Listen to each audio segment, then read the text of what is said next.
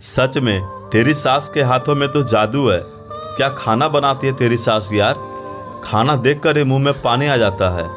वर्षा ने ऑफिस में टिफ़िन खोला तो सारे कलीग्स उनके टिफ़िन पर टूट पड़े। पूजा बोली, वर्षा मैं तेरे टिफ़िन खुलने का ही इंतज़ार करती हूँ। तुम सच में बहुत लकी हो जो तुम्हें ऐसी सास मिली है। यह सुनते ही वर्षा का मुंह टेढ़ा हो गया। सास की तारीफ वर्षा से बर्दाश्त नहीं हुई और वह पूजा से बोली, पूजा मेरी सास पूरा दिन घर में ही तो रहती है, अब 2 समय का खाना बनाकर मुझे और रोहित को खिला देती है तो कौन सा बड़ा काम करती है। हम दोनों पति पत्नी पूरा दिन यहाँ ऑफिस में खपते हैं तब जाकर ही चूल्हा चलता है, और ऐसे में अगर सास 2 वक्त का खाना बना भी देती है तो क्या हो गया, यह उनका फर्ज है। पूजा बोली, वर्षा तुझे ऐसा लगता है क्योंकि तेरा पाला ऐसी सास से नहीं पड़ा है जो घर के कुछ काम नहीं करती और ऊपर से बहुओं को सुनाती है वो अलग। और कुछ तो ऐसे भी लोग होते हैं जो बेचारे सुबह सुबह खुद अपना टिफ़िन बना कर लाते हैं, जैसे कि मैं, और इतनी जल्दीबाजी में खाना बनाने के कारण मुझे मेरे हाथ का खाना ऑफिस में आकर बिल्कुल अच्छा नहीं लगता। इसलिए तो तेरा टिफ़िन खुलने का इंतज़ार करती रहती हूँ। अब वर्षा, मैं ही नहीं यार पूरा ऑफिस का स्टाफ तेरी सास द्वारा बनाए खाने का कायल है। सभी को उनके हाथ का बना खाना बहुत पसंद है। कल ही ऑफिस में काम करने वाला मोहन भी कह रहा था कि वर्षा की सास जैसा खाना बनाने वाली, वैसी कोई टिफ़िन बनाने वाली लेडीज मिल जाए तो मेरा काम आसान हो जाता। यह रोज़ रोज़ अचार रोटी खाकर तंग आ गया हूँ। पूजा की यह बातें सुन वर्षा को एक तरकीब सूझी। वह शाम को ऑफिस से आकर सास राधा जी से बोली, माँ ऑफिस में सभी आपके बनाए खाने की बहुत तारीफ करते हैं। आप पहले सभी के लिए खाना बनाती थी ना माँ, शायद इसलिए आपका हाथ खाना बनाने में माहिर है। आप एक काम क्यों नहीं करती? अगर आप सभी के लिए टिफ़िन बनाने का काम शुरू कर दें तो आपका दिन भी कट जाएगा और आपका नाम भी हो जाएगा और घर बैठे 2 पैसे भी मिल जाएंगे। राधा जी बोली, बहू मुझे कोई एतराज़ नहीं, मैं कल से ही सभी के लिए टिफ़िन बनाने का काम शुरू कर दूंगी। मैं तो खुद पहले कामकाजी महिला रह चुकी हूँ, इसलिए जानती हूँ कि तुम कामकाजी औरतों को घर और ऑफिस दोनों का काम संभालने में दिक्कत आती होगी। मैं पहले लोगों के घर जाकर खाना बनाती थी, अब उनके लिए अपने घर से खाना बना कर दूंगी। और राधा जी शाम को ही दूसरे दिन के लिए खाना बनाने की तैयारी में जुट गई और बोली, वर्षा कुछ सब्जियां ऑनलाइन ऑर्डर कर दो ताकि मैं रात को ही उन्हें काट कर फ्रिज में रख दूं और सुबह उन्हें जल्दी बना लूं। वर्षा बोली, हाँ माँ मैं अभी कर देती हूँ। राधा जी बेटे रोहित और बहू वर्षा में कुछ फ़र्क नहीं समझती थी। उन्होंने अपनी बहू वर्षा को भी अपने बेटे जैसे ही प्यार दिया था। रोहित लगभग 5 वर्ष का रहा होगा जब रोहित के सर पर से पिता अरुण प्रसाद जी का साया उठ गया। अरुण प्रसाद के चले जाने के बाद राधा जी बिल्कुल बेसहारा हो गई। फिर अपना और अपने बेटे के पेट भरने के लिए उन्होंने लोगों के घर जाकर खाना बनाने का काम शुरू कर दिया। दिन महीने साल गुजरते गए और रोहित बड़ा होकर एक मल्टीनेशनल कंपनी में नौकरी पर लग गया। रोहित ने फिर माँ का यूँ लोगों के लिए खाना बनाना बंद करवा दिया और वह बोला, माँ तुमने बहुत काम कर लिया, अब तुम आराम से घर बैठो, अब मैं कमाने लगा हूँ। अब आपको कोई ज़रूरत नहीं है लोगों के घर जाकर खाना बनाने की। राधा जी ने भी घर पर रहना शुरू कर दिया। देखते देखते रोहित की शादी हो गई। बहू वर्षा भी नौकरी करती थी, इसलिए सुबह और शाम दोनों वक्त का खाना राधा जी ही बनाया करती थी। राधा जी ने जब टिफ़िन बनाने के लिए हाँ कही तो वर्षा ने ऑफिस के व्हाट्सएप ग्रुप पर यह बात लिख दी कि कल से उसकी सासू माँ सभी कलीग्स के लिए टिफ़िन बनाने तैयार हैं। बस सुबह अपना टिफ़िन यहाँ से उन्हें लेना पड़ेगा और एक टिफ़िन का 200 रुपये चार्ज लगेगा, क्योंकि उस टिफ़िन में हर रोज़ कुछ नया रहेगा। वर्षा को पता था उसकी सासू माँ खाना बनाने में किसी शेफ से कम नहीं। हर रोज कुछ नया बना देगी, जिससे पैसे भी ज़्यादा मिलेंगे। ऑफिस में सभी को राधा जी के हाथों से बना खाना पसंद होने की वजह से 5 मिनट में 15 लड़कों ने हाँ कह दी और सुबह सुबह रसोई के झंझट से बचने के लिए 15 युवतियों ने भी हाँ कह दी। बस फिर क्या था, वर्षा ने माँ से शाम को कह दिया कि कल से सुबह 30 लोगों का खाना आपको बनाना है। पहले तो राधा जी सोच में पड़ गई कि 30 लोगों का खाना इस उम्र में क्या हुआ, अकेले बना पाएगी। फिर 2 पल सोचकर राधा जी ने भी हामी भर दी। दूसरे दिन सुबह रोहित ऑफिस के लिए रसोई में टिफ़िन लेने पहुंचा तो देखा कि उसकी माँ ने इतने सारे लोगों के लिए टिफ़िन तैयार कर लिया है। उसके पूछने पर उसकी माँ ने सब बताया। रोहित बोला, माँ तुम तो जानती हो मुझे तुम्हारा लोगों के लिए खाना बनाना पसंद नहीं है। अब मैं और तुम्हारी बहू दोनों का तो कमाते हैं, फिर इन सब की क्या ज़रूरत है। राधा जी बोली, बेटा थोड़े महीनों करके देखती हूँ, अगर मुझसे यह काम नहीं होगा तो मैं नहीं करूँगी। बस थोड़ी देर में सभी लोग घर आकर टिफ़िन लेकर ऑफिस के लिए निकल पड़े। रोहित और वर्षा भी अपनी कार में ऑफिस के लिए निकलने लगे। वर्षा बोली, रोहित तुम बैठो, आज कार मुझे चलाने दो। वर्षा खुशी से कार चला रही थी, तभी रोहित बोला, वर्षा इस उम्र में माँ को यह टिफ़िन का काम करवाने की तुम्हें क्या सूझी है।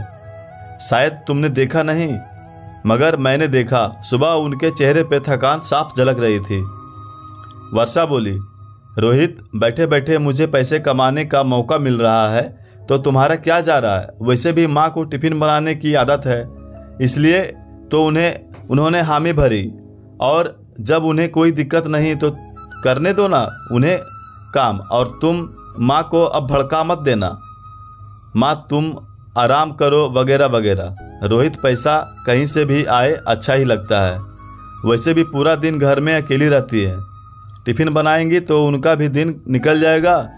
रोहित को वर्षा का यूँ माँ से टिफ़िन बनवाना अच्छा नहीं लग रहा था, मगर वर्षा की जिद के आगे वह कुछ बोल ना पाया। आज मुझे दिन के 6,000 रुपये मेरा स्टाफ टिफ़िन का देगा, मतलब 30 दिन का 1,80,000 रुपये। वाह, मुझे इतने रुपये टिफ़िन में मिलेंगे जितनी मेरी सैलरी भी नहीं है। रोहित बोला, टिफ़िन माँ बनाएगी और पैसे तुम रखोगी। वर्षा बोली, हाँ क्यों नहीं, मैंने ही तो स्टाफ को मेरे घर से टिफ़िन लेने के लिए तैयार किया है, और मेरा टिफ़िन खाकर ही तो सभी लोग टिफ़िन बनवाने तैयार हुए हैं। अब तुम हम सास बहू के बीच अपनी टांग अड़ाना बंद करो, समझे। वर्षा का ऑफिस का आ गया और वह रोहित को बाय बोलकर चली गई। रास्ते में कार ड्राइव करते हुए रोहित भी यही सोचने लगा, वर्षा बिल्कुल सही कह रही थी। दिन के 6,000 रुपये मतलब महीने के 1,80,000 रुपये कम नहीं होते हैं, और वैसे भी माँ को तो टिफ़िन बनाने का शौक़ था, तो अब भी यह काम कर लेंगी तो उसमें बुराई क्या है। हमें ज़्यादा पैसे मिलेंगे तो फ़ायदा तो हमारा ही होगा ना। वैसे भी मेरी और वर्षा की सैलरी से तो सिर्फ घर ही चल पाता है, शौक़ कहाँ पूरे होते हैं। मगर दूसरी तरफ अपनी माँ के चेहरे की थकान याद करते ही रोहित का दिल से फिर से पसीज गया। वर्षा के ऑफिस में जब लंच ब्रेक हुआ, ज़्यादातर लोगों ने टिफ़िन में उसकी सासू माँ के हाथों का स्वाद था। पूजा बोली, वर्षा यार तूने इतने लोगों के टिफ़िन का जुगाड़ करवा लिया, मगर 2-4 ठीक था यार, इतने ज़्यादा लोगों का खाना बनाने में तेरी सासू माँ थक नहीं जाएगी। वर्षा बोली, अब थक जाए तो थक जाए, मुझे क्या, मुझे तो पैसों से मतलब है। पूजा, बस एक बार यह टिफ़िन का काम जम जाए तो मैं अपने सारे शौक़ पूरे कर पाऊंगी। मैं सारा काम मेरी सासू माँ से मीठा मीठा बोल के करवाती हूँ। पूजा, फिर चाहे वह मेरे कपड़े फटे कपड़े सिलवाने हो या मेरा मनपसंद खाना बनवाना हो। भोली है बेचारी, तभी तो यह सब सह लेती हैं, और भोले लोगों का फ़ायदा कैसे उठाया जाए यह मैं अच्छे तरीके से जानती हूँ। कहकर वर्षा हंस पड़ी। वहाँ बेचारी राधा जी पूरे घर का काम नौकरानी की भांति करती। दोनों बेटा बहू भी तो ऑफिस जाते, यह सोचकर उन दोनों का भी सारा काम हंसी खुशी कर लेती। बहू और बेटे के लिए उनके मन में बहुत प्यार था।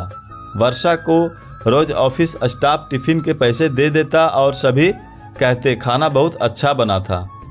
सुबह जब घर से सभी टिफिन ले जाते, वर्षा की सासू माँ को धन्यवाद करते और उनके बनाए खाने की खूब तारीफ भी करते। 1 महीने बाद जब रोहित और वर्षा ने इतने सारे टिफिन के पैसे देखे तो दोनों खुश हो गए। वर्षा बोली, देखा रोहित, यह सब मेरा ही दिमाग था जो आज हमने इतने पैसे एक साथ देखने को मिले। भगवान करे ऐसा काम सालों साल यूं ही चलता रहे। रोहित बोला, हाँ वर्षा, दिमाग तो तुमने सही लगाया है, तारीफ तो बनती है तुम्हारी। वर्षा बोली, बस मुझे यही डर है कि तुम्हारी माँ कभी मुझसे पैसे ना मांग ले। रोहित बोला, माँ तो बेचारी भोली है, तुम फिक्र मत करो, मैं कल ही यह पैसे बैंक में जमा कर देता हूँ। राधा जी बेचारी ने तो कभी यह भी नहीं पूछा था कि टिफिन के पैसे कितने पैसे आते हैं। पैसे मांगने की तो दूर की बात थी। लगभग 2 महीने बीत गए। वर्षा आज अपनी कुछ सहेलियों को घर लाई थी। राधा जी ने उनको आदर के लिए बैठाया और नाश्ता लाने अंदर चली गई। वर्षा की सहेली पूजा बोली, वाह वर्षा, तेरे तो मज़े ही हैं, ऐसी गाय जैसी सास मिली है तुझे। और सभी ठहाके लगाकर हंस पड़े। वर्षा बोली, हाँ मैं तो बहुत लकी हूँ। सास के मामले में तो तुम लोग तो जानते ही होंगे, हर जगह सास बहू को सुनाती है, मगर मेरे केस में उल्टा है। यहाँ मैं मेरी सास पर भारी पड़ती हूँ। देखो ना मैं कैसे आराम से बैठी हूँ और वह रसोई से नाश्ता लाने गई है। इनसे सारा काम, अपना काम मीठी छुरी बनकर निकलवा लेती हूँ और यह बेचारी मुझे बेटी समझकर दिन भर पिसती रहती है। पूजा बोली, लेकिन अब तो तुम्हारी सासू माँ तुमसे ज़्यादा कमाने लगी है। वर्षा, वह पैसे तो तुम इन्हें ही देती होंगी, है ना। वर्षा हंसने लगी और बोली, अरे नहीं, सब कुछ मेरे पास ही है। इसे कहते हैं दोनों मुट्ठी घी। यह बुढ़िया इतने पैसों का क्या करेगी? इन्हें तो बस घर का काम करना आता है, इन्हें वही करने दो। उन पैसों पर तो मेरा हक बनता है, क्योंकि पैसे कमाने का सारा दिमाग भी तो मेरा ही लगा है। आज राधा जी को अपने कानों पर विश्वास नहीं हुआ। उन्होंने वर्षा को बेटी से बढ़कर प्यार दिया, मगर बदले में बस वह इस घर की नौकरानी बनकर रह गई थी। राधा जी जैसे ही बाहर आई सभी चुप हो गए। राधा जी ने नाश्ता और चाय टेबल पर रखा और बोली, लेडीज, मैं खुद पहले भी यह टिफ़िन बनाने का काम कर चुकी हूँ, इसलिए आज घर पर टिफ़िन बनाने का काम करती हूँ। लेकिन उसके पैसे अब तक मुझे वर्षा ने नहीं दिए, जो मैं चाहती हूँ कि अब मुझे मिल जाए। वर्षा काम से थक जाती है और यही सोचकर मैं हमेशा उसका सारा काम भी हंसी खुशी कर लेती हूँ। मैं बेटे बहू के पैसों पर बिल्कुल आश्रित नहीं हूँ। राधा जी वर्षा से बोली, बहू, कल से तुम अपना टिफ़िन खुद बनाना, अपने फटे कपड़े खुद सिलना, और हाँ, संडे तुम्हें कुछ नया खाने का मन होता है तो वह भी तुम खुद बनाना। आज तुमने साबित कर दिया कि कुछ बहुओं को कितना भी प्यार दे दिया जाए वे कभी अपनी नहीं होती। वर्षा बोली, माँ सॉरी माँ, मेरे बोलने का मतलब वैसा कुछ नहीं था। वर्षा ने सोचा जिस तरह वह हमेशा माँ को मीठी बातों से फंसा लेती है, वैसे ही इस बार भी माँ को पटा लेगी। मगर उसके विपरीत राधा आज जी ने वर्षा की पूरी बात नहीं सुनी और बोली, बहू, एक हाथ से ताली नहीं बजती। प्यार और सम्मान पाने के लिए पहले प्यार और सम्मान देना होता है। मैंने कभी तुम में और रोहित में फ़र्क नहीं किया, मगर आज तुमने मुझे फ़र्क समझा दिया। तुम पीठ पीछे मेरे बारे में यह सोच रखती हो कि मैं नहीं जानती थी। और हाँ लेडीज़, आप लोग अपने स्टाफ को बता दीजिएगा कि अब से टिफ़िन के पैसे मेरे ही हाथ में दे, क्योंकि इतनी मेहनत मैं अकेले करती हूँ और वर्षा मेरी अब तक की कमाई मुझे कल कोई भी हालत में चाहिए। वर्षा माँ की पुकारती रही, पर आज राधा जी को उसके शब्द तीर की तरह चुभे, जिसकी कोई दवा ना थी। एक माँ जब पराए घर से आई हुई बेटी को इतना प्यार देती है तो वह उस बहू का भी यह फर्ज बनता है कि वह उन्हें बदले में वही मान सम्मान दे। दोस्तों, अक्सर लोग शरीफ लोगों के साथ दिल का नहीं दिमाग का इस्तेमाल किया करते हैं, मगर वे भूल जाते हैं कि शरीफ इंसान को जब चोट पहुंचती है तो वह घायल शेर बन जाता है। इसलिए कभी किसी को अपने फ़ायदे के लिए इस्तेमाल ना करें। उस इंसान की कीमत समझे जो आपके लिए बिना कुछ सोचे समझे निस्वार्थ सब कुछ करता हो। दोस्तों, आप क्या सोचते हैं और आपकी क्या राय है और कहानी कैसी लगी कमेंट करके ज़रूर बताइएगा। और चैनल पर नए हैं तो सब्सक्राइब ज़रूर कीजिएगा। धन्यवाद।